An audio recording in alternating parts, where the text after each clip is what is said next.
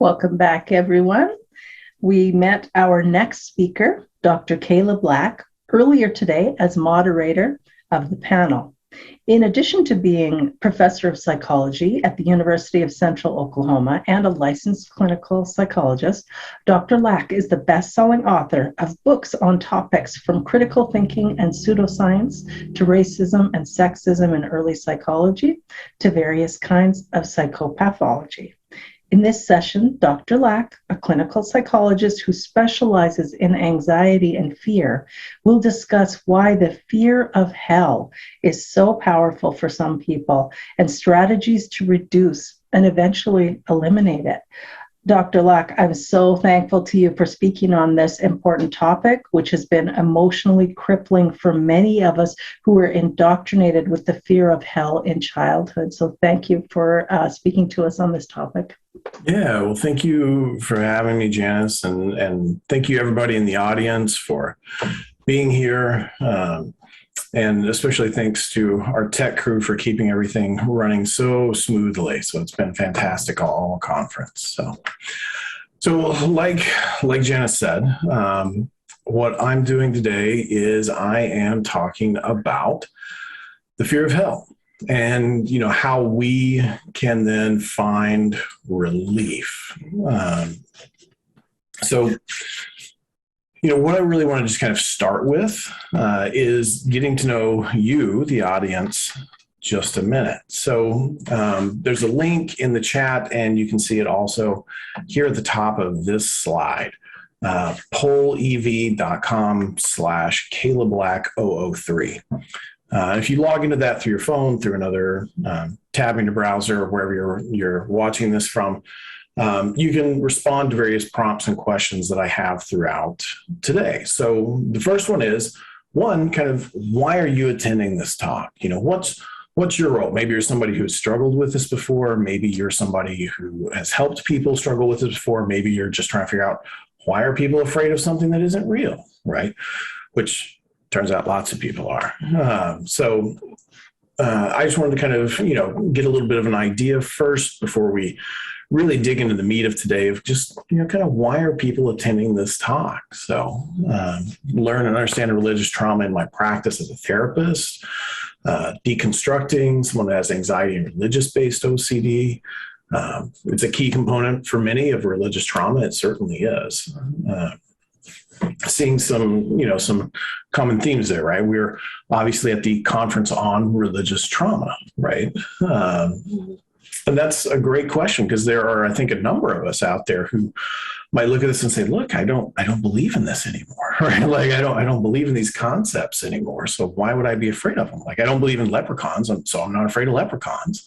So it can certainly seem, from someone's perspective, that, like, what's going on here? And we'll see, I think, here in a little bit. So other folks, therapists who are doing this, so want to be able to help people, with this fear. So fantastic. Thank you all. That's some great information for me kind of moving forward. So trauma therapist who doesn't have to deal with that. Yeah, down in Australia, down in Oz. Yeah, my colleagues down there, when I talk about stuff like this, are always just like, I'm sorry, what?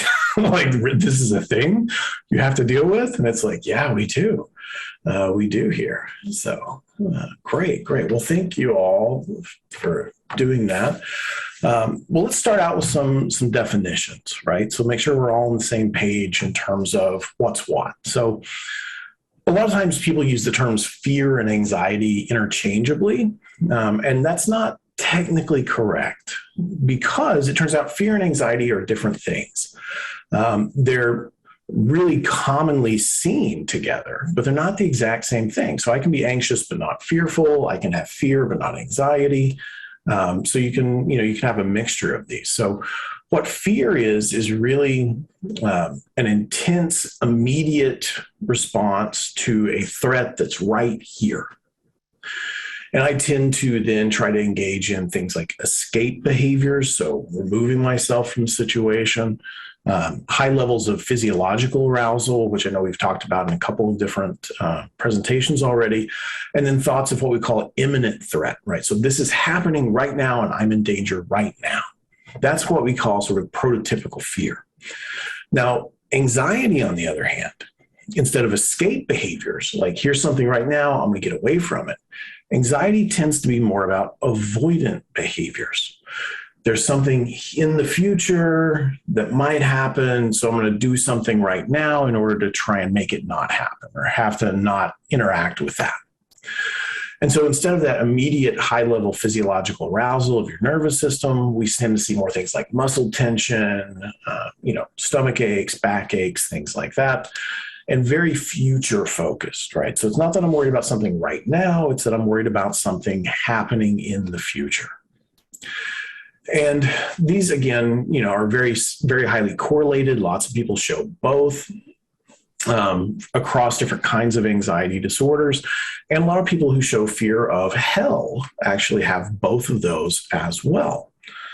So I want you to kind of keep this idea in mind that these are separate but related problems, because that will go into some of the stuff that we talk about later, right? So we can recognize when someone is feeling fearful, right? How they look, how they're feeling worried or anxious, how they look, how their body's responding, what they're doing behaviorally, what they're thinking at that time, right? But they're different a little bit. Now, why is this important? Well, because it turns out anxiety and fear have a ton of negative impacts on us across a lot of different domains.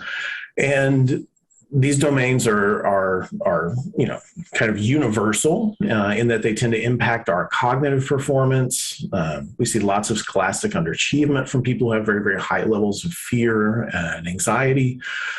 High levels of psychological distress, feeling, not great mentally, and then also physically. So it turns out that places you at a higher risk for having a lot of different kinds of physical health problems. You see higher rates of marital problems, higher rates of divorce, financial difficulties, role limitations where I can't do these things because of my fears, because of my anxiety.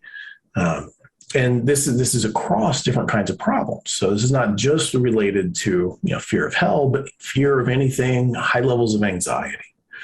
So it's important for us to tackle maladaptive, inappropriate levels of fear and anxiety because of all the problems it places for you in terms of you being adaptive in your environment and being able to function the best that you can. So that's kind of what fear and anxiety is. This is kind of how it can impact you negatively, but why? Like, how do we get there, right? So let's talk about development for a second. So usually you don't just, spring out of the womb anxious and fearful, like you don't have babies popping out and looking up and being like, I'm afraid of hell, mama, right? Like that's not something that they do, right? We tend to have to learn what we're afraid of.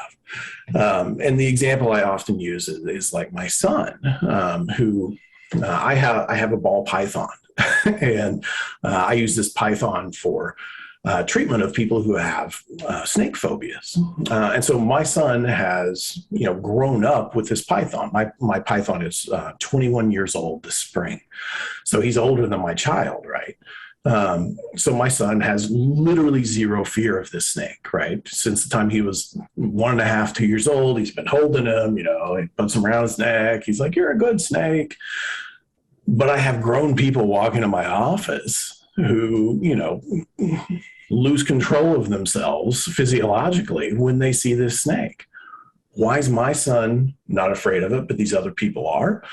Well, it's usually because of a combination of what we call associative and non-associative things. So what I mean by that, associative means are ways that our environment has caused our fear and anxiety to develop. Non-associative means are how our biology can make me more or less prone to developing those fears and anxiety.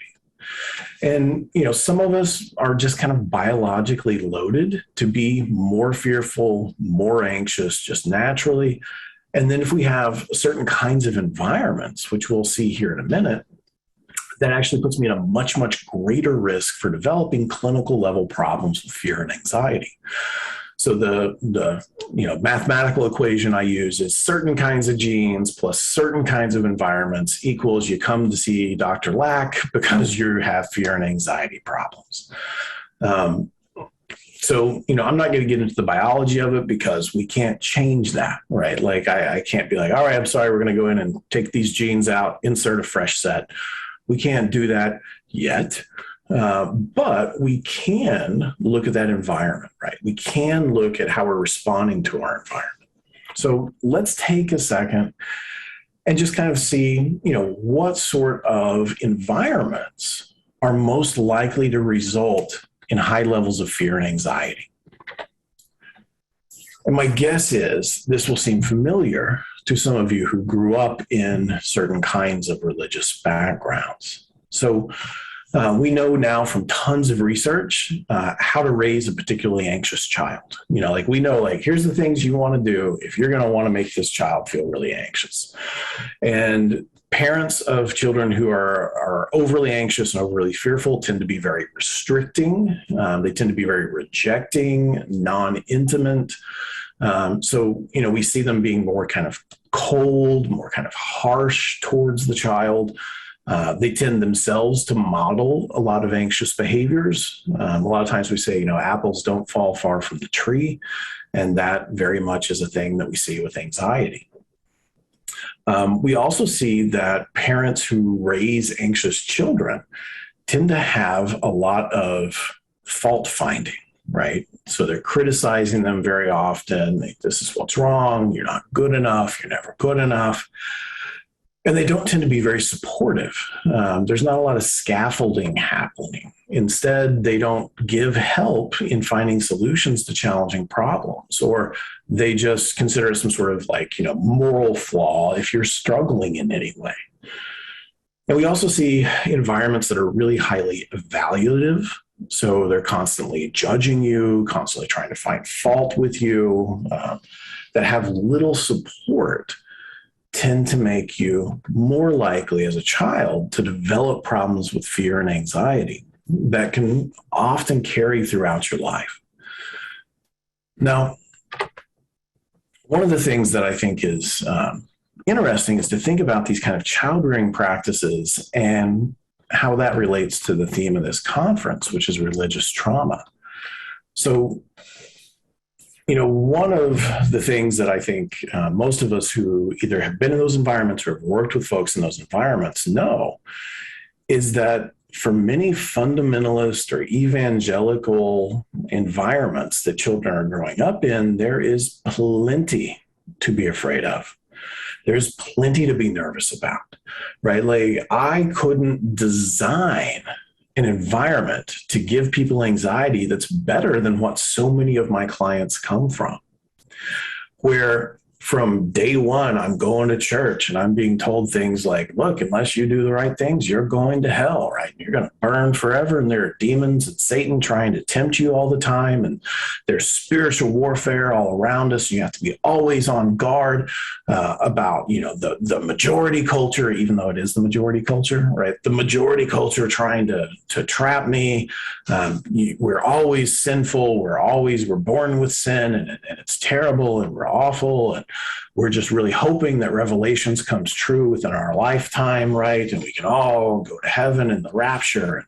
And if you have, mental health problems or physical health problems, well, again, it's probably those demons, right? So we're gonna have to give you some exorcisms. We're gonna have to put you, again, in this environment that is literally something, I would design if I wanted to make people more likely to be anxious, afraid, scared, and nervous. So we've got fear and anxiety. We've got these, worries about future threats, worries about immediate threats, escape behaviors, avoidance behaviors. And we've got an environment that so many people are coming out of that are literally, making those people who have certain biological vulnerabilities much more likely to experience fear and anxiety of all these things. right? Like, I'm a pretty naturally relaxed, laid back guy. I'm not a kind of biologically anxious person. But even I remember at age 5 and 6 being very, very concerned about hell and very concerned about the rapture and like, well, what if my friends aren't saved, right? Oh my gosh, what if this happens? What if my dad isn't saved because he falls asleep in the back pew of church all the time? Maybe he's not really a Christian. Like, oh my gosh, is he going to be left here in the rapture? And I remember this like keeping me up at night at 5 or 6 until I started to kind of deconstruct it and go on my own path. But some of us aren't fortunate enough to be able to leave it that early, right? And so if I'm in this for 10, 20, 30, 40, 50 years, this is the kind of environment that literally breeds anxiety. So here's our next interactive part. When I say the word hell, what sort of words or images or thoughts pop into your mind? And I want to just kind of see what pops in your mind there for the audience. And again, this can be just a word, this can be like a picture, this can be, a thought. Let's see kind of what happens. This is going to be a word cloud. So if multiple people type the same word, it gets bigger and bigger and bigger. That turns it in. So fire, lots of people throwing fire out there, right? There we go. Melting, screaming, torture, pain, darkness, damnation, the devil. There we go. So we're getting some good stuff here, right? So it's flames, sin. Fire's getting bigger and bigger there, right? Like, the lake of fire, burning, suffering. It's intense, right? Like we're getting some good stuff in there.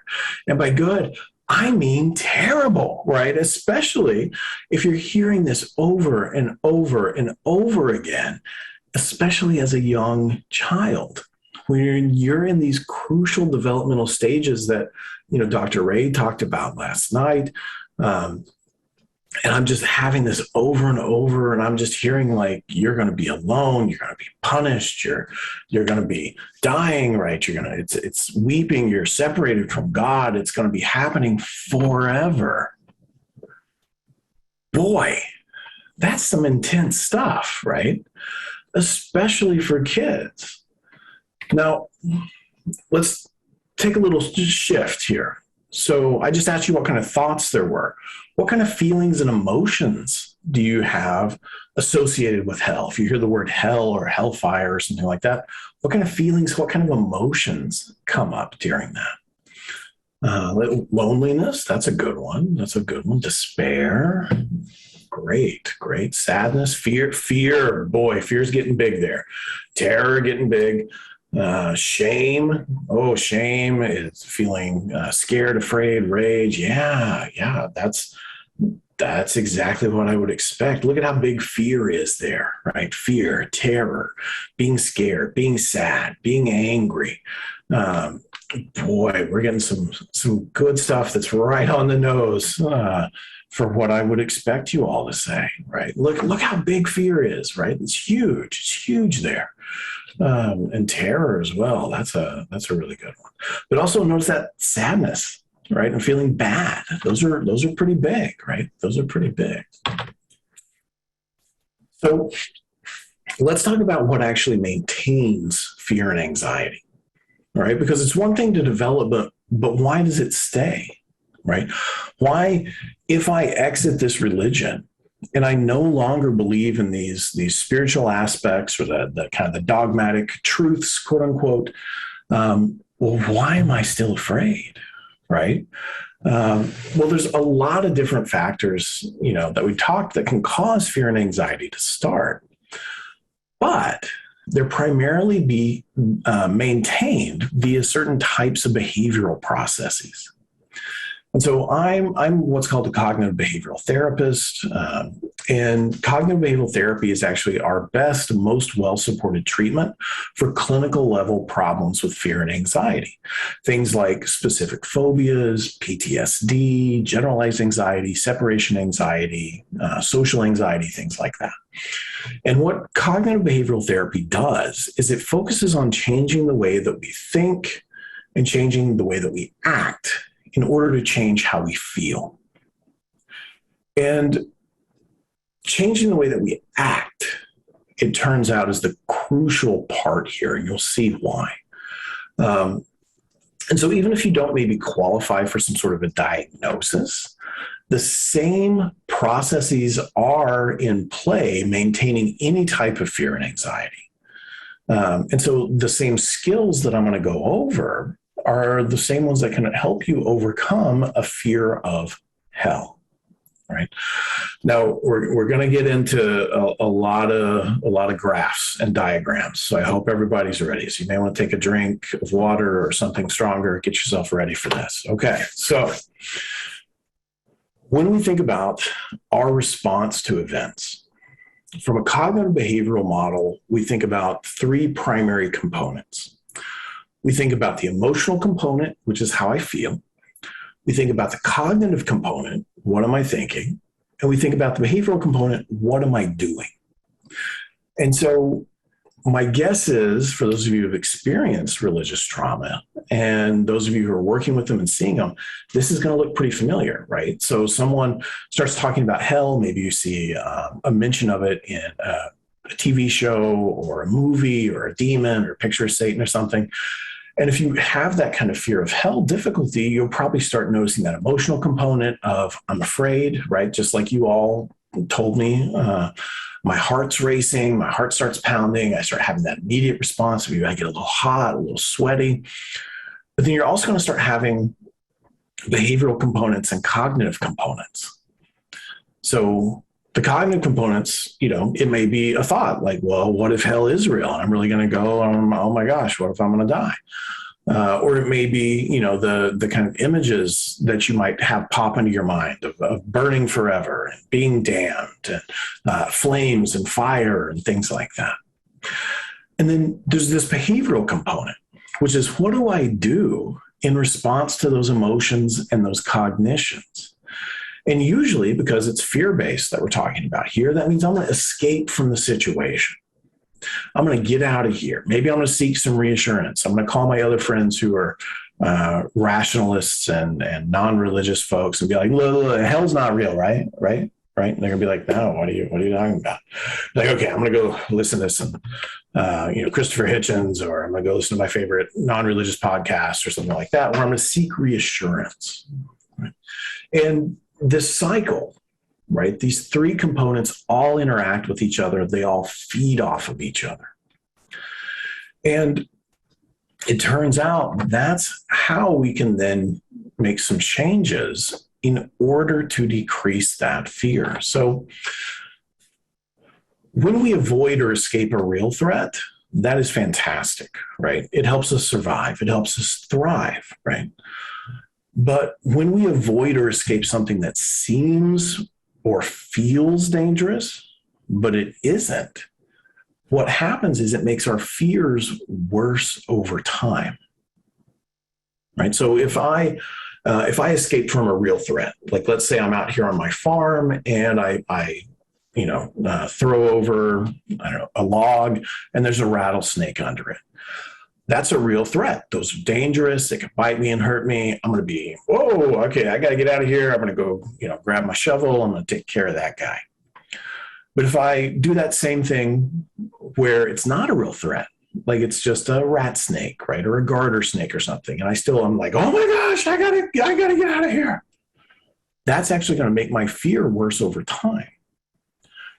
Because instead of letting your fear dissipate naturally, which is what we should do to things that feel dangerous but aren't, we instead reinforce this idea that this stimuli is something we need to be afraid of.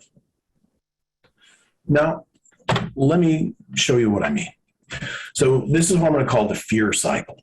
All right, so we're going to start with a trigger, and a trigger, it can be anything that happens either externally or internally that causes me to have this emotional, cognitive, and behavioral response. So let's say my friend's talking about church or talking about the Bible or something like that. If I am afraid, what's going to happen is I'm going to start feeling afraid, right? Like I'm going to start, oh my gosh, my heart's beating. I start, not feeling good. And then I'll also have that cognitive component. Oh my gosh, what's real? I'm questioning myself. Maybe I'm wrong. Maybe I am going to burn in hell and die. And then usually I'll engage in some sort of behavioral response of escape, right? Like I'm running away from the boogeyman, right? Like I'm afraid, even though that fear doesn't need to be afraid, that I don't need to be afraid of this. I still feel afraid. So I run, right? And those are our emotional, cognitive, and behavioral components. Now, what that does is several things. Okay. One is, I'm going to put them all up here. One is that it does make your anxiety go down, right? So anxiety goes down, which means that you get reinforced because you feel better. And you get reinforced in terms of thinking that this trigger is actually dangerous. So in other words, that reinforcement comes over here and reinforces this core belief that, well, hell might be real. I could be wrong. I could be damned forever because I'm not a believer. It also then usually makes us feel bad, right? So that escape, it makes me, less anxious, but it reinforces those negative beliefs. And it reinforces the negative effects of our behavior, meaning things like, now I feel ashamed. Now I feel sad. Now I feel depressed. Now I'm beating myself up, being like, you're so stupid. This isn't real. Why are you so afraid of this? But all of this does when you escape right here is reinforce this and make that cycle more likely to happen and more likely to be worse the next time, it turns out. So, how do we break that then? Well, we do it by using what I call avoiding avoidance. So there's two parts to avoiding avoidance. One is exposure and one is response prevention. So exposure is the process of confronting things that I used to avoid or I would typically avoid or be afraid of that are actually safe. And this could be external situations like places like a church, right? Or people like my ex-pastor, objects like a Bible, situations like a movie that, has demons in it. Or it could be internal, where I'm avoiding thoughts that I have, memories that I have, emotional states, physiological states. So exposure is confronting those feared or avoided stimuli in a very safe way, which we'll talk about here in a second. And then engaging in what we call response prevention, which is where I do the opposite of what fear and anxiety wants me to do. So that looks like me not escaping a situation, not distracting myself to get through a situation, not just avoiding a situation. And I expose and response prevent until, as we'll see in a minute, I'm not really feeling like I need to escape. I'm not feeling like I need to avoid this anymore. So in other words, I've let my anxiety dissipate naturally across time. And so if you want to overcome this fear of hell, depending on your motivation and your level of fear, you could try and do it yourself, or you can seek professional help. And I've actually at the end of this presentation and on the handouts that are there online, I have resources for both of those. And I'll briefly put those up. But either way, if I'm working by myself or I'm working with a professional, the key is to do what we call gradual exposure to feared stimuli. And then you let the fear and anxiety decrease naturally, right? So I'm not just like, oh, you're afraid of hell? Well, we're going to a hell house. Get in, right? And I just throw you over my shoulder and I just run in there, right? No. That does work. It does work. It's called flooding, but it's real hard on people. So they don't tend to do it. It does work, but it's rough on you. So much better to do a gradual exposure to feared stimuli. And the first step in doing that is actually making what we call a fear hierarchy or a fear ladder. And this is situations, words, phrases, images, anything else that makes you feel afraid about hell. So here's an example that I just constructed based on things that I've used in the past. Just like when I step on a ladder, I step on the bottom rung and I work my way up. And so that's what this ladder is at the bottom are things that are lower fear and anxiety provoking situations, whether those are real life situations, thoughts, my imagination, whatever it happens to be. And we start by constructing this fear ladder, right? Which at the bottom might just think, saying the word hell, that might make me feel like, yeah, I'm okay with it. It's a little anxiety. Writing it down, right? Writing down 666, right? The number of the beast over and over again. Driving by a church, reading, obviously made up stories of people who say that they've gone to hell and come back. Watching sermons, reading Bible verses about hell, sitting through a sermon, sitting in a church parking lot, visiting a hell house, whatever it is that you're avoiding doing or that you're escaping from, put it on there, put it on that ladder. And then the next thing we do is we start at the bottom of the ladder and we start working our way up. So in other words, we start with these easier situations where I can still tell, for example, if I was at a 25 out of 100 on my anxiety level, I could still tell I was anxious and I could tell when that anxiety was gone. So we might start down here at the bottom of the ladder, doing, again, gradual exposure and response prevention to those things that are causing me to feel afraid. And I do it over and over and over again. So here's what that actually looks like. I told you there were graphs and charts coming. So this is a 0 to 100 scale. This is your anxiety rating here. This is time on the bottom axis. And what we see is when we start an exposure, that makes anxiety shoot up, right? It shoots up. So if you're really afraid of hell and you come into my office and I'm like, all right, here's a picture of the devil, your anxiety is going to spike up. Now, what most people would do at that time, naturally, is they would escape, right? They would escape. They would just get out of that situation, which leads to this automatic decline in your arousal and your stress. But at the same time, that maintains your anxiety in the future, right? I feel better in the short term, but in the long run, it makes me more anxious. So instead, we've done the exposure part, and then here's where we're talking about the response prevention. So instead of escaping, instead of avoiding, I sit with it. I sit with it because it turns out fear alone can't kill you, right? So you let your anxiety go up.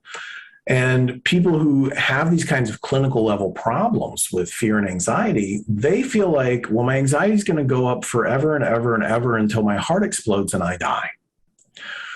Turns out that's not actually what happens. My anxiety, when I start doing my response prevention, does increase, but then it levels out because anxiety can only get so high and it can only stay high for so long.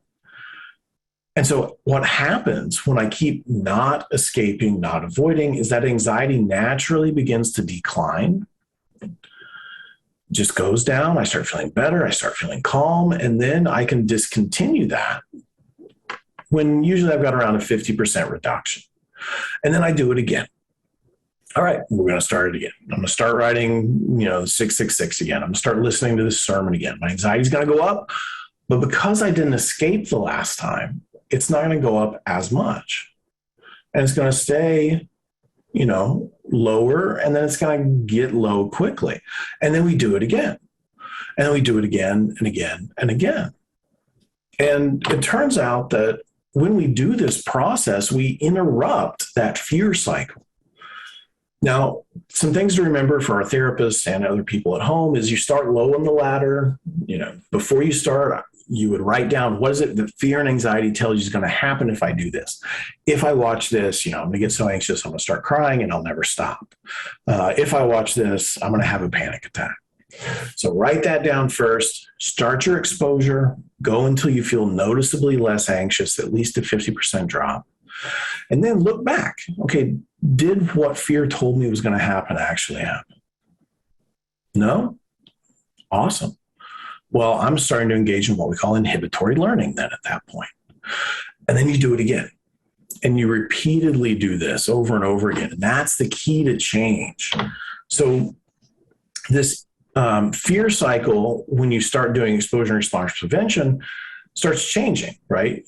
You're still exposing someone to something, you're having the fear, you're having those cognitions, but instead of escaping, I'm just going to ride it out. I'm going to let this anxiety come up and go down. And it turns out when I do that, I'm going to start seeing changes happen, right? My anxiety is going to go up for a little bit, but then it's going to go back down naturally, which is going to start causing changes in those core beliefs, in those ideas that I have about myself, the world, and the future. And it's also going to take away me feeling so bad. It's going to make me feel instead like a superhero, like I'm conquering this, I'm beating this, right? Which in turn means what'll happen eventually is I'll see those stimuli and I won't have that response. And I'll just kind of be able to give myself a mental high five instead of beating myself up or having these intrusive negative thoughts. So conclusions, fear of hell and developing it is very understandable for some people. And even after leaving religion, those fears can stick around. And the key to beating them is to avoid avoidance, to engage in planned, gradual exposure with response prevention, either self-guided or with a professional. And it's tough at first. It's very, very tough, but it can make a huge difference in your life and improve all different kinds of aspects of your quality of life. Now, again, in the handout, I've got some book resources in case you want to try and go at it alone, and some treatment resources in case you want to find someone good who can help you with this. So that's what I've got. I think we have a time for a few questions, so see how those come in. Can you see any of the questions, Caleb, in the chat in Zoom? Otherwise, I'm very happy to give them to you. I cannot see any of them. I'm sorry. Okay, no problem. Someone here is asking, are there any books that you'd recommend for using CBT to treat fear and anxiety? Also, do you ever use EMDR with your clients for these kinds of symptoms? Yeah, so quick answer. The books that I really recommend are the ones that I put into the resource list on the slides handout. It's downloadable as a PDF there on the website. So there are some great self-guided books there. One of them is free online. The other two are, not too expensive, 15 or 20 bucks. In terms of EMDR, I do not do EMDR. And the reason is most of the research on EMDR shows that it's what we call a purple hat therapy, meaning it takes something that's effective, which is exposure and response prevention, which is what we were just talking about, and then it adds something on top of it and attributes the change to that. In this case, it's the eye movements, what they call the eye movement desensitization retraining. It's the eye movements going back and forth, or what they call bilateral stimulation. Mm-hmm. Our studies that have looked at EMDR with and without the bilateral stimulation find it works just as well both ways, which means that's a purple hat. I take a Tylenol and I put a purple hat on, my headache goes away. I'm like, that purple hat is magic. Okay. That's what I would say about EMDR. Okay. Someone said, I'd love to hear more at the end about how you approach and treat religious OCD in your practice. They must mean scrupulosity? Yeah. So it turns out tons and tons of folks with OCD have religious-based or morality-based kinds of obsessions and then compulsions. And we treat it using the same kind of process in exposure and response prevention. It's just what we're exposing you to is usually the thing that triggers the obsessive thoughts, right? So we're focusing more on those obsessive thoughts and triggering those and then preventing you from doing a compulsion instead of preventing you from just avoiding or escaping a situation. So if someone, like one gentleman I worked with a while ago, he had intrusive thoughts that he had blasphemed, right? So like, oh no, I think I blasphemed. And so he had to engage in a very specific prayer behavior in order to make that go away. So we would do something where I would actually have him blaspheme in a, in a way that was acceptable to him, getting his buy-in, right? Have him do that and then prevent him from saying that prayer. By having him do something else at the same time, again, until that anxiety goes away. That's almost similar to the exposure therapy. Yeah, it's the same kind of exposure therapy. It's just slightly different targets. Okay, yeah, I think a lot of people struggle with scrupulosity. Yeah. Someone has said, does this include going to church for family events? Because I can't go without feeling panic and overwhelming grief. So I don't know if they mean they feel that when they attend, or they feel that if they don't attend.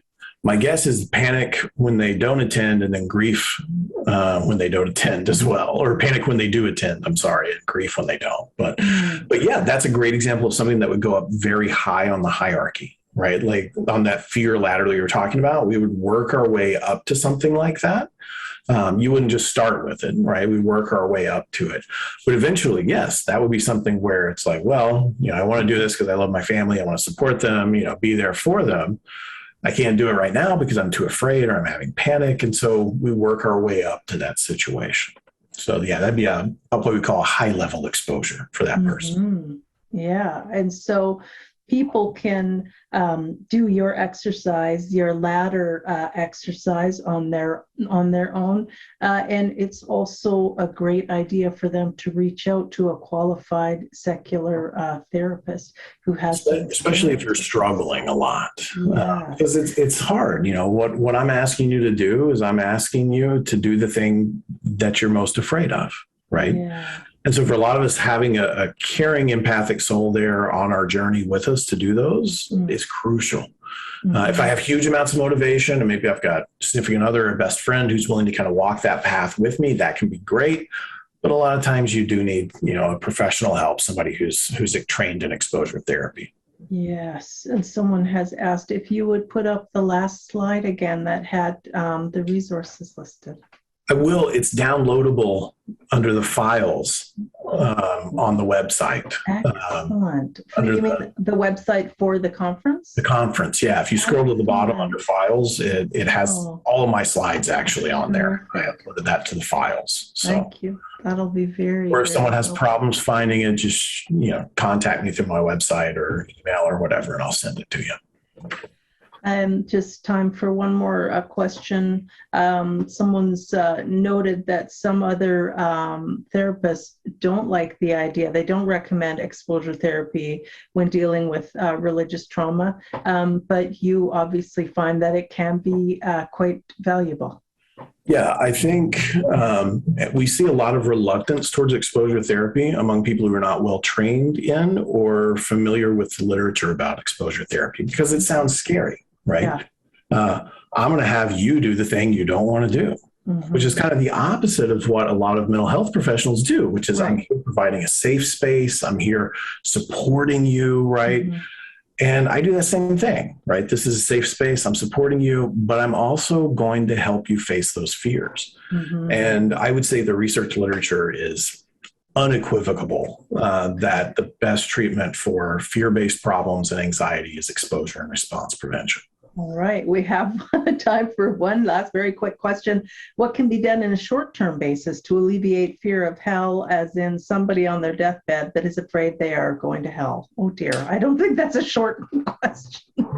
I mean, I'll try. And that is, I would say, the biggest thing that we can do in those kinds of situations is not reassurance, but instead setting with that thought, doing those kind of low-level exposures first and realizing like, oh, it does go away. Oh, it's not bad. Oh, I'm going to be okay, right? Like that anxiety, that fear about that specific situation can decrease and it can go away. Mm-hmm. Because unfortunately, doing just reassurance will only help maybe in the short term, but probably make it worse in the long run.